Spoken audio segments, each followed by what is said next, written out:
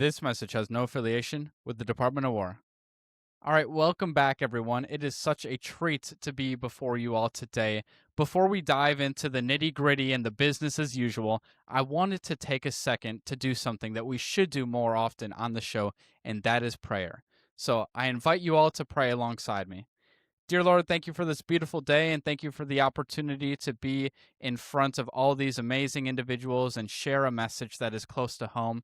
Lord, I ask that you bless this message and please help everybody that is in need. Amen. Simple, short, and sweet, but that is how I want to start doing business here on the Martin Memo because we are a Christian-based podcast, so that is something that we will be incorporating on this show. But without further ado, let's get into the messaging. They tell us the American dream is still alive, but every time you try to build something, you are met with a mountain of red tape and the government in your pocket. We've gone from a nation of risk takers who built the skyline to a nation of permit seekers waiting for permission to succeed. We're watching the free market get choked out by an administrative state that's grown too big, too loud, and way too expensive. I am your host and founder, Zachary Martin, and it is time that we stop asking for permission to be great. I still believe this is the greatest country to ever exist. But before we dive into that, this is the Martin Memo.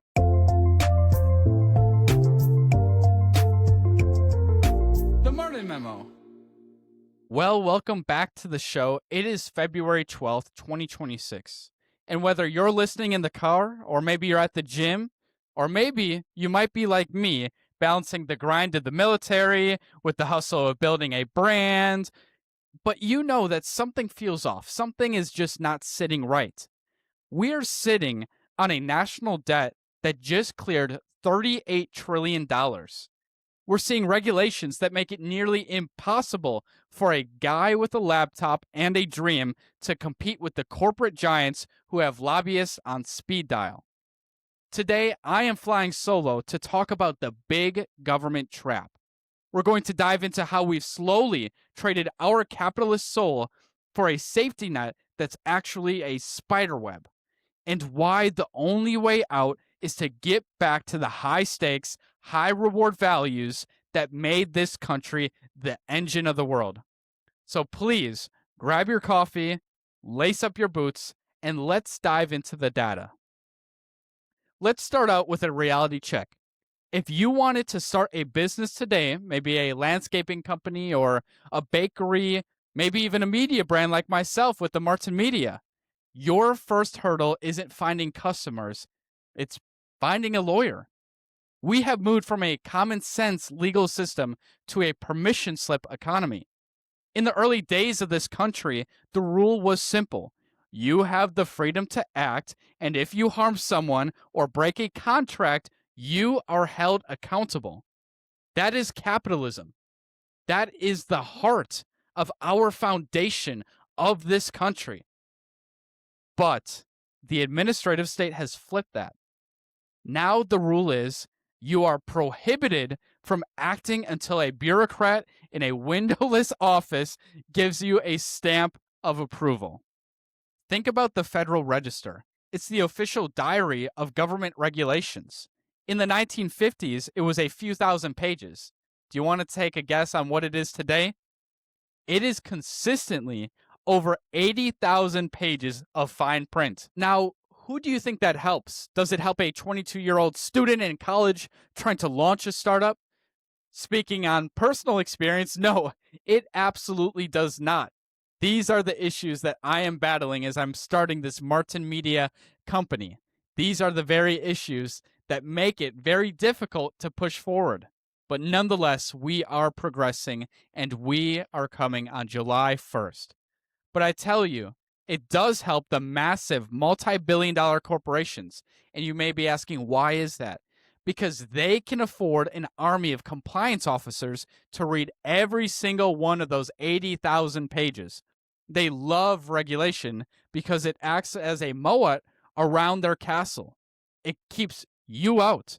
It is not about safety. It is about regulatory capture, where the big players use the government to kill their smaller, hungrier competitors before they even get off the ground. We used to celebrate the builder, the person who saw a problem and fixed it.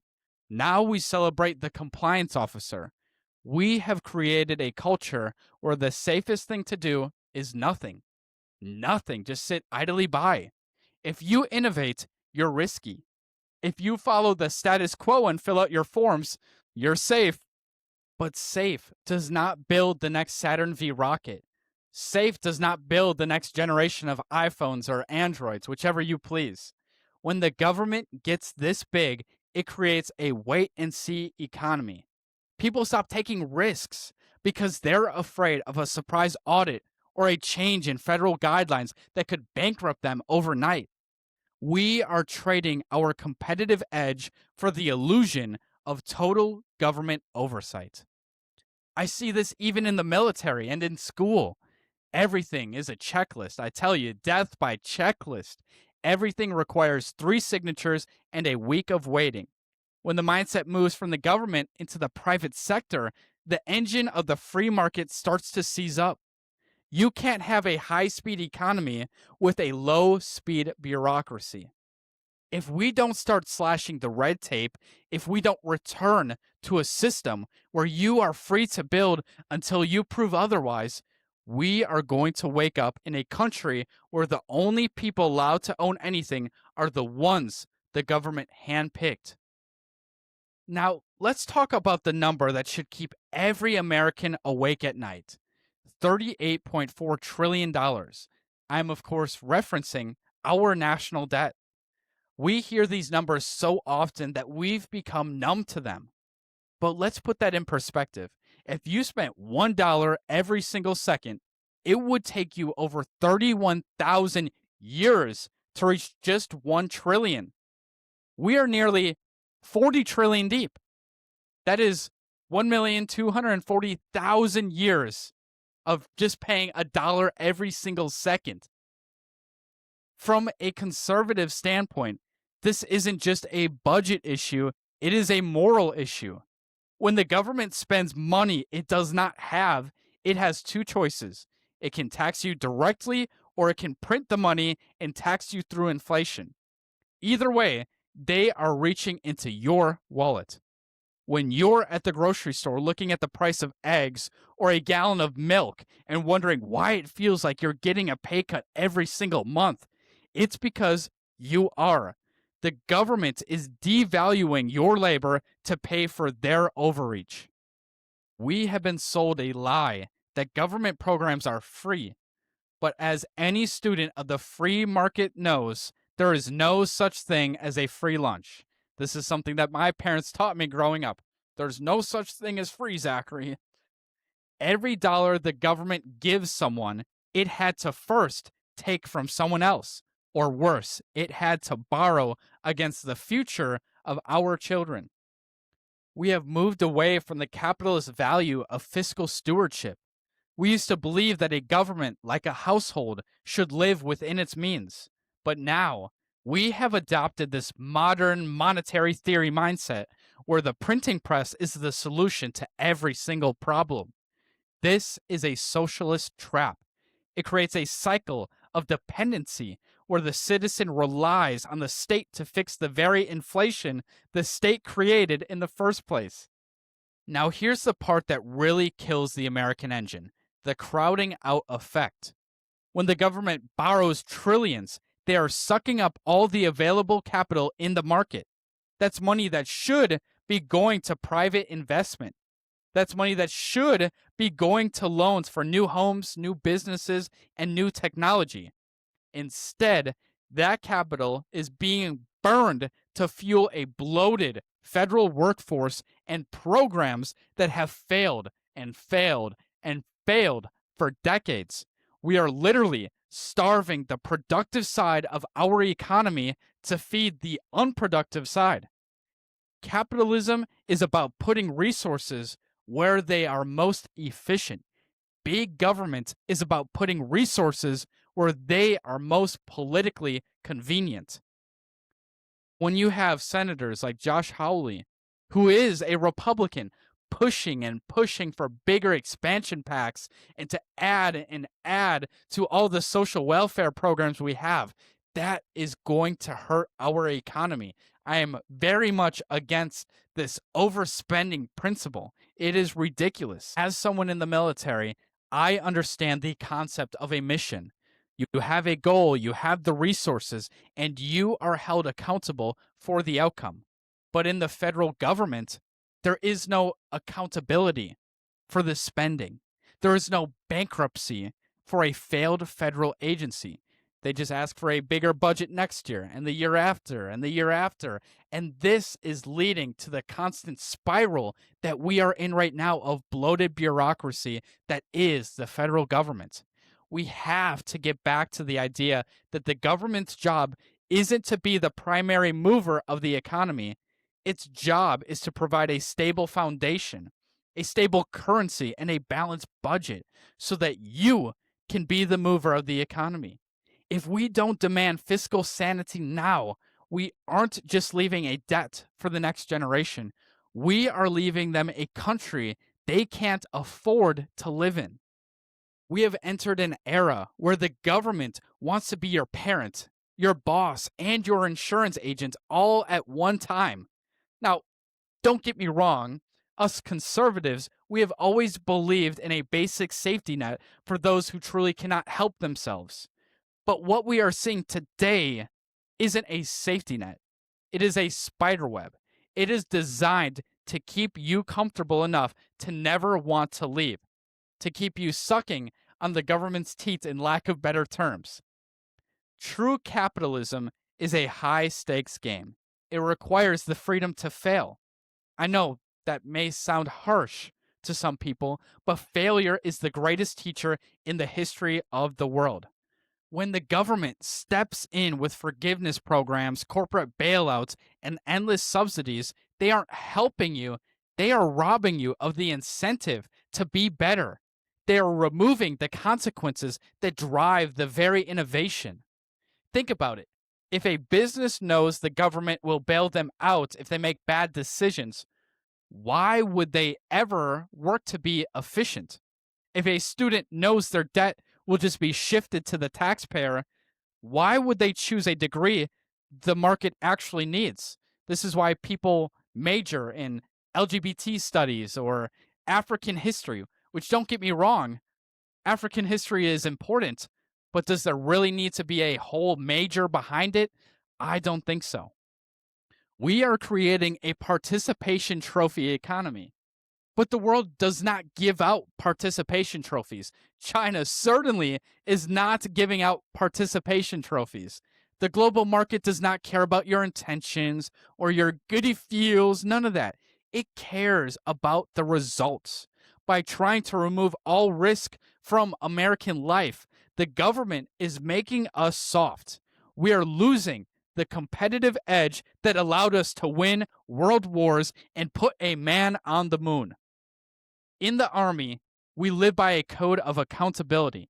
If you don't maintain your gear, it fails. If you don't follow the plan, the mission fails. There is a clarity in that. It forces you to grow as a leader, to grow as a soldier. It forces you to be disciplined. Capitalism is the economic version of that discipline. It rewards the person who stays up late, who studies the market, and who takes a calculated risk to provide a better service than the guy next door. When the nanny state steps in and says, "Don't worry, we'll take care of it all," they are killing that spirit. They are telling the risk takers that their effort doesn't matter because the guy who did nothing is going to get the same results via a government check. The ultimate conservative value is the dignity of the individual. We believe that you have more potential than any government program could ever give you. The government looks at you as a statistic to be managed. Capitalism looks at you as a creator to be unleashed. So unleash that innovation. We have to stop falling for that lie that big government is compassionate. Real compassion isn't a handout that keeps you dependent for life. Real compassion is a free market system that gives you the opportunity to stand on your own 2 feet, to build your own wealth, and to provide for your own family without having to ask a bureaucrat for permission. If you want to see the genius of capitalism, you don't have to look at a textbook. They're probably corrupt anyways. Just look at the phone in your hand or the car in your driveway. If you put 100 bureaucrats in the same room, I guarantee you they don't even touch or scratch the surface of a lot of the capitalist creations that have occurred. You don't have to look too far. Think about Apple. Steve Jobs didn't wait for a federal grant or a government mandate to digitize our lives. He took a massive risk in a garage to build something the world didn't even know it needed yet. That is the beauty of the free market. It rewards the person who sees a problem and fixes it before the government even realizes the problem exists. Because of that one company's drive to compete, we now have the sum of all human knowledge in our pockets. That wasn't a public works project. That was a pure, unfiltered ambition. Or look at Uber. 10 years ago, if you wanted a ride, you had to stand on a street corner and hope a regulated taxi drove by. It was a stagnant, protected industry. Then, a few entrepreneurs decided to bypass the bureaucracy and connect people directly. They used technology to create thousands of jobs and millions of rides overnight. They didn't ask the government how to fix transportation. They just did it. These are not just apps or gadgets. They are proof that when you allow people to own their ideas and reap the rewards of their hard work, humanity leaps forward. Government does not innovate. It only regulates. It's the capitalist, the person who is crazy enough to think that they can change the world, who actually does it. When we talk about getting the government out of the way, we're talking about making room for the next Apple, or Amazon, or Google, or Uber, and the next generation of a great American breakthrough. So you may be asking, where does that leave us? Where do we go next? Because we've looked at the $38 trillion in debt that's plaguing our nation. We've seen the suffocating red tape of the administrative state and the nanny state culture that's trying to kill our drive. It is easy to look at all those numbers and feel like the game is rigged. Often I struggle with those very thoughts. But here's the conservative truth that they don't want you to realize. The government is only as big as we allow it to be in our own lives. The path forward isn't waiting for a savior in Washington to fix the budget. That would be giving the bureaucrats and the politicians too much credit. The path forward starts with you reclaiming your own American dream. It starts with rejecting the idea that you need a government guarantee to be successful. We need to return to a high accountability, high reward system, a system where we celebrate the builder, protect the taxpayer, and get the hell out of the way for the innovator. My challenge to you this week is simple. Stop asking for permission. If you have an idea, build it. If you have a skill, market it. Do not wait for regulations to get easier or the taxes to get lower. Outwork the system. Outwork the system that has put you in shackles. The best way to beat a bloated government is to become so successful, so independent, and so disciplined that you don't need them for anything. We are a nation of pioneers, not dependents. We are the masters of our own fate. And as long as we keep that fire of capitalism and individual liberty alive, there is not a bureaucrat in DC who can stop us. Man, that got me fired up. I do not know about you, but man, I am pumped up and I cannot wait for the next generation of innovators. And I hope that I find myself in that conversation. But on that note, it is time to go into my favorite segment of the week, and that is the cold monologue. For those of you who do not know what the cold monologue is, you ask us questions throughout the week. We write them down on pieces of paper. put them in this hat, and then I answer them live on air. I do not know what is being asked, so let's dive into it. All right, the first question. What did you think of the Super Bowl? Well, I tell you what, I did not watch the game at all. I did not watch a single snap. This is like the first time in, I don't know, 10 years. Actually, no. The first time, in about 10 years that I have not watched the Super Bowl, or at least a snap of the Super Bowl. I'm still hurt. My Packers lost against our division rival, of course, the Bears, so that really hurt, and I just could not watch football the rest of the way through. But as far as the Super Bowl, I heard it was okay. It was not a really great, exciting game. It was pretty mid. The Seahawks dominated the entire game from what I've been told. I did watch both halftime shows, and this is what I will say. The TPUSA one with Kid Rock and all of them, that was amazing. I thought that was very well done, especially with them only having 2 months to accomplish that. It was very Christian-centered, and I thought it was a beautiful message that resonated with a lot of individuals, including myself. Bad Bunny side, I did not think it was a terrible halftime show. I did not. I thought there were a lot of things that were questionable, like men grinding on each other, but I did not think it was absolutely horrible. And I think Bad Bunny, or maybe the NFL, stepped in and said something, but I thought it was played very safe. You'll notice that he did not wear a dress like a lot of people thought he was going to, or wear an ice out pin. He did not do any of that, and I thought that was very good, and I'm glad, of all things, the NFL did not stoop that low, or at least regulate it somehow, right?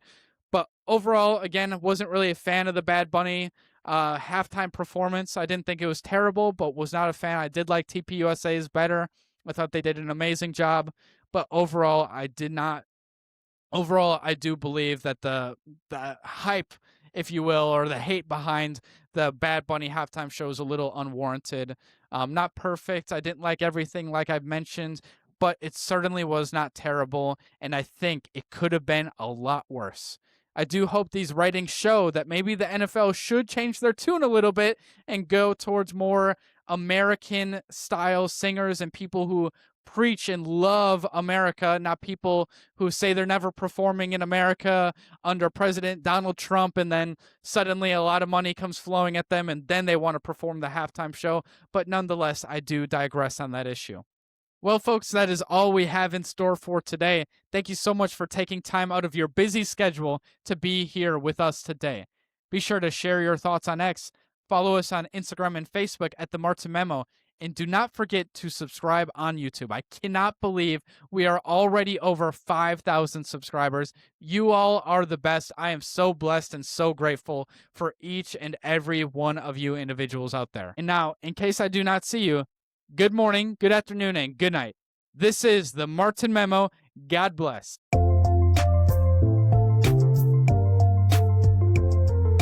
The Martin Memo.